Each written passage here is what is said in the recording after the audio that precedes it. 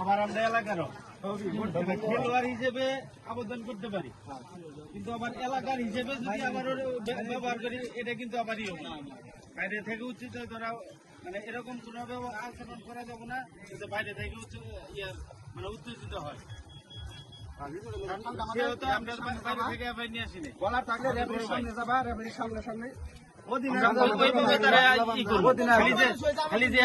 হিসেবে না